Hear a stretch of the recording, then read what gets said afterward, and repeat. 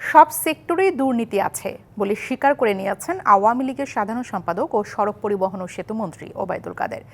সকালে বিআরটিসির উদ্যোগে শাহজালাল আন্তর্জাতিক বিমানবন্দরে শাটল বাস সার্ভিস উদ্বোধন করে সাংবাদিকদের প্রশ্নের জবাবে একথা বলেন তিনি। এ সময় দুর্নীতি নিয়ে শুধু সরকারি আমলাদের দিকে আঙুল না তুলে রাজনীতিবিদদেরও আয়নায় নিজেদের চেহারা দেখার পরামর্শ দেন ওবায়দুল কাদের। তিনি আরও বলেন, দুর্নীতি যেই করুক না কেন সরকার শূন্য সহনশীল নীতিতে বিশ্বাসী।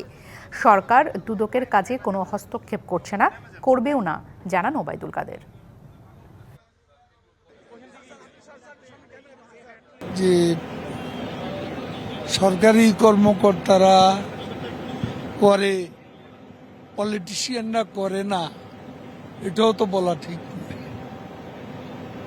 কারণ আমরা যখন কথা বলি, আমি সবার কথাই বলছি, তখন আমাদের প্রথমত আয়নায় নিজের চেহারাটা দেখা হচ্ছে। নগদের কাছে সব গ্রাহকই প্রিয়, তাই তো সারা দেশে ক্যাশ আউট চার্জ সবচেয়ে কম।